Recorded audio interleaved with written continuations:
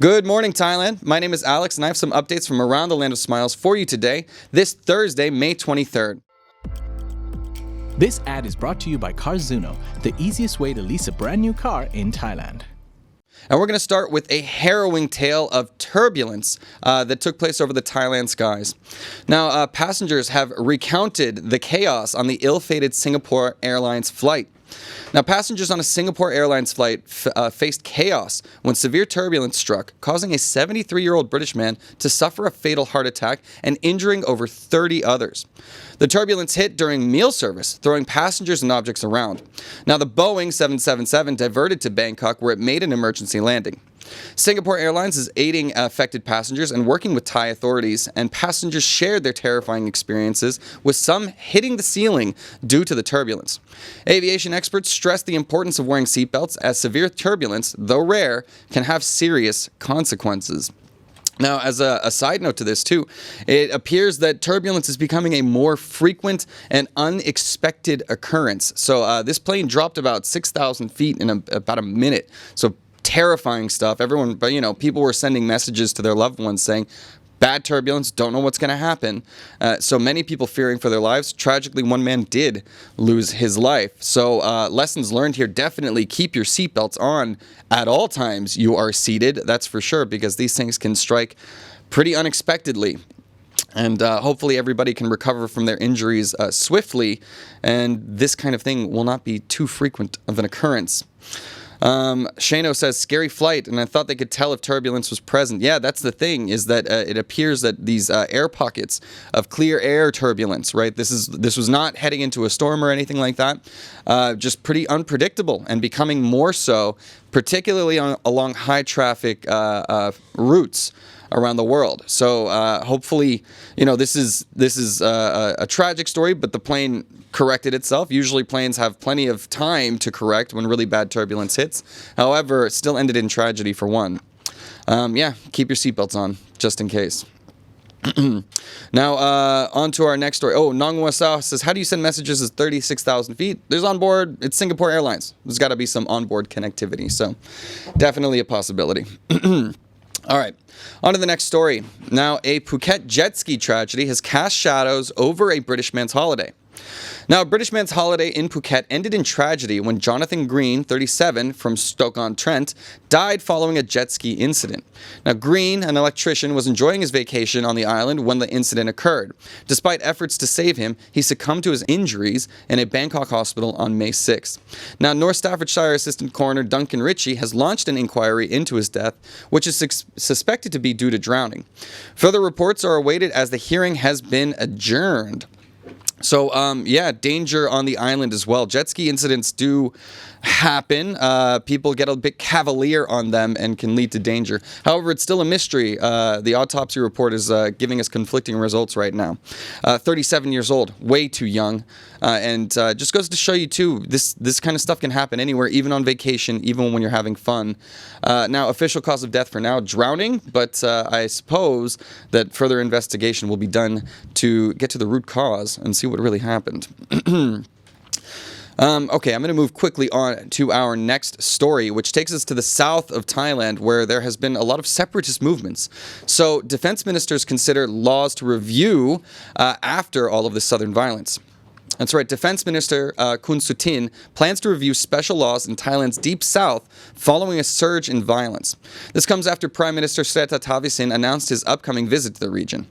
Now, recent violence, including 2 explosions in Narathiwat, left 1 security volunteer dead and 9 injured. Sutin aims to support local authorities and review emergency and martial law measures in Yala, Patani, Narathiwat, and parts of Songkhla. The government is exploring ways to boost morale and enhance security. Now, these actions reflect ongoing efforts to address and reduce the long-standing conflict in the southern provinces. It seems like every time we go south into Thailand, obviously there's a different ethnic makeup in the south of Thailand. There's a larger Muslim community down there, and larger amounts of activist and rebel group movements, especially along the borders down there. So this has been an ongoing problem for the nation, and with the Prime Minister himself set to visit the place directly, I imagine that there's going to be an increase in the security measures that are going to be in place. I remember it was about, I believe it was early this year or later in last year, there was the incident at Siam Paragon. And the shooting incident where the teenager came in with a gun and shot up the place. The very next day, the Prime Minister had arrived for an event, and the security was very much beefed up. So you can believe that, of course, any national leader is going to have a very serious security detail, but that also depends on the dangers and where he is going.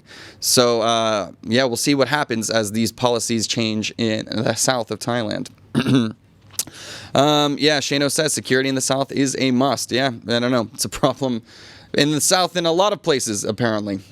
Now, anyways, the next story is a bit of a challenging one for us to get through, as a Bangkok piano teacher has been arrested for child assault crimes. So a Bangkok piano teacher, Viranan, was arrested for allegedly assaulting a 10-year-old girl at his music school in Prakanong Noa. Police seized devices containing over 1,000 child pornography videos, condoms, and lubricant gel. The girl's mother reported the incident after her daughter ran out in tears, claiming the teacher had touched her inappropriately. Now, Viranan denies the assault but admits to possessing child pornography. He faces multiple charges, and authorities suspect there may be more victims. The investigation is ongoing as police gather further evidence. This is the terrible part. I've been a teacher before, and I've been responsible for other people's children throughout many parts of my life. The majority of my adult life, I've been a teacher. And this is an insane amount of trust that parents put into these people that are taking care and responsible for their children. And to see that abused is absolutely the most terrifying, horrible thing in the world. Now, the teacher is denying the allegations, however, has admitted to other horrifying allegations, which leads me to believe that the book will be thrown at him and he will not be able to victimize any more people. My heart goes out to the victims, and hopefully the trauma from this incident will not be too long lasting. She'll be able to have a healthy and happy childhood after this. Sorry to say. Anyways, moving on, we're going to get on to some bigger stories coming around the country, and that's that Pride Month is coming up. Now, the Thai Prime Minister is expected to attend the Bangkok Pride 2024 rally, even though there are security concerns involved. Now, Prime Minister Srettha Thavisin will attend the Bangkok Pride Festival in 2024, becoming the first Thai premier to do so, despite security concerns from a recent FBI and DHS warning about potential terrorist threats during Pride Month. The warning did not specify any event, but noted increased risks at LGBTQIA+ gatherings. Bangkok Deputy Secretary Kun Sanon stated that while the threat might not be specific to Thailand, the city will remain vigilant. Security will be coordinated with the Metropolitan Police Bureau and national security agencies. The parade, themed Celebration of Love, Celebrating Marriage Equality, is expected to attract over 200,000 participants.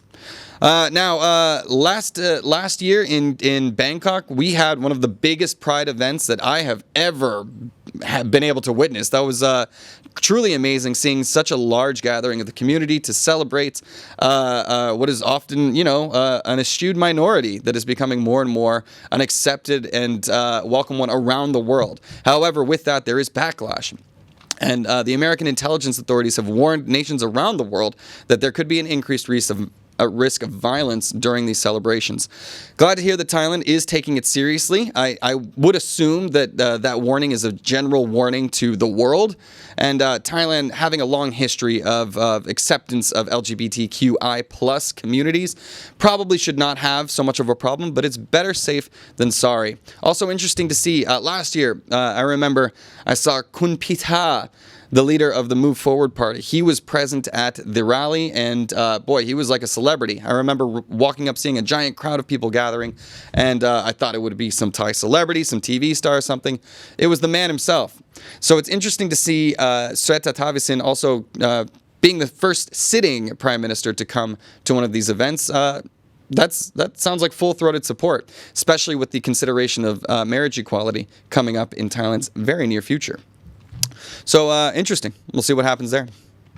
Now, our final story for Thailand, at least, has to do with some ill-gotten gains from Thailand's architectural and artifactual history. Now, Thailand is celebrating its return of Golden Boy and a rare repatriation of Southeast Asian artifacts. That's right, Thailand and the U.S. celebrated the return of the 900-year-old Golden Boy bronze statue to Bangkok's National Museum. After years of negotiations, the statue, along with the kneeling lady, was repatriated to the Metropolitan Museum of Art in New York. Now, the Thai Minister of Culture, Sudawan, and U.S. Ambassador Robert F. Godek praised the return as a symbol of Thailand's heritage. The artifacts, believed to have been looted, were linked to art dealer Douglas Latchford. This successful repatriation is part of broader efforts to recover looted Southeast Asian artifacts from global museums. Boy, isn't that always a problem. Just talk to Egypt and how they feel about the British museums. Talk to pretty much anybody, right? Like, it does seem that archaeologists from the West have sort of raided and pillaged a lot of these traditional sites in Southeast Asia, in Africa, in East Asia, in the Middle East, taking them back for their own museums back in their Western countries. So this is an important issue. It's the cultural heritage of the country itself. There has to be some exchange programs, right? Like, Thailand should be able to set up exhibits about Thai history and share them with museums around the world, right? This is a common thing. You can take your themed exhibition and trade it around the world, send it around the world on tour, but then it should still come back home to where, of course, the heritage it belongs. So this is some good news. It took a lot of years of negotiation for this to happen, but finally, you can come see the Golden Boy here in Bangkok. Good news there. Snive says, spoils of war. Yeah. That is what it is. However, it's one of those things. How far back in history do you go? Where do you draw the borders? Where do you draw the possessions? When it comes to things like this, things that belong in a museum probably belong in the national museums of where they came from. My 2 cents. Well, anyways, that'll do it for our news from around the nation of Thailand today. We'll be back tomorrow with more news from Thailand. But for now, I need to get into our ASEAN news. So I have a couple of more stories left for you guys here at the end. Now, the first one has to do with, the richest man in the world himself, Elon Musk. He's in the news again as he is launching SpaceX's satellite internet services in Indonesia. So Elon Musk and the Indonesian Health Minister Budi Gunadi launched SpaceX's Starlink satellite internet service in Indonesia, aiming to improve connectivity in remote areas. The service was inaugurated at health centers in Bali and the remote island of Aru in Maluku. Musk emphasized the transformative potential of internet access for education and health. While Starlink is now commercially available in Indonesia, initial focus will be on underserved regions. Musk's visit includes a meeting with President Joko Widodo and addressing the World Water Forum. Indonesia is the third Southeast Asian country to adopt Starlink, following Malaysia and the Philippines. This is all right, look, controversial though he may be, granting greater internet access to rural areas, particularly archipelago nations like the Philippines and Indonesia, is incredibly important. These are very underserved areas. Usually their only access is going to be through 4G, mobile devices, things like that. So having Starlink, having a strong, steady internet connection that is always accessible is going to change the way that many of these rural areas are able to operate their businesses and to grow and develop and to join the connected world. So kudos to Starlink for setting up shop there. I do know lots of people that use that service, and most of them swear by it. So Snive says $125 per month for Starlink in the U.S. I'm not sure that that's worth it. But it does seem like that's if they're serving underserved people, if they're not overcharging and gouging, then I say kudos. Shano says Indonesia will have better Wi-Fi than Australia. Low bar there, my friend. I remember trying to connect in Australia and very unimpressed with most of the connections. What do they call it? There was some big broadband network they were trying to connect forever, and I'm not sure it ever got connected. But I feel for you, Shano. All right, on to our final story, which is a weird one. We got some espionage going on in the Philippines as a Philippines town mayor denies being a Chinese spy. Weird one. Now, Alice Lil Guo, the mayor of Bamban in the Philippines, denies accusations of being a Chinese spy, asserting her Filipino identity. Now, Guo's investigation was prompted by vague responses about her family background during a Senate hearing. She clarified that she is simply the love child of her Chinese father and a Filipino maid, abandoned by her mother. Guo's alleged ties to the POGO, or Philippine Offshore Gaming Operations, scam center in her town, partly built on land she owned, further fueled suspicions. Despite selling her stake before becoming mayor in 2022, her unclear personal history raised concerns. Now, President Ferdinand Marcos called for an investigation to address the allegations amid ongoing Philippines-Chinese tensions over the South China Sea. I don't know. These are allegations. Her family history, her mysterious family history, obviously lends to some suspicion. Her connection to online gambling scams lends to some suspicion. But of course, the ever-present tensions between China and the Philippines also cast a little doubt in my mind, because trust me, I try to check the news from every country every single day.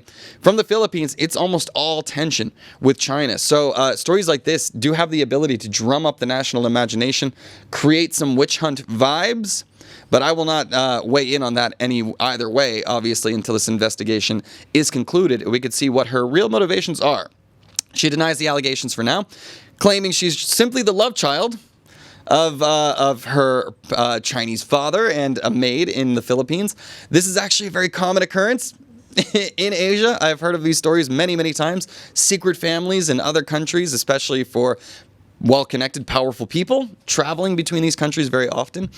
So that part of the story isn't very surprising. However, we'll have to wait and see whether or not she actually is a double agent. All right, guys. Well, that'll do it for our ASEAN Now news today. You can always find more news on thetiger.com or head over to ASEANnow.com to see what's going on in the rest of the Southeast. Of course, it's a very different format, too. Tiger will give you the news and stuff. In ASEAN Now, you can be much more participatory in the blog posts that are posted every single day. It's a very active community across everything Thailand and now ASEAN, too. This ad is brought to you by Carzuno, the easiest way to lease a brand new car in Thailand.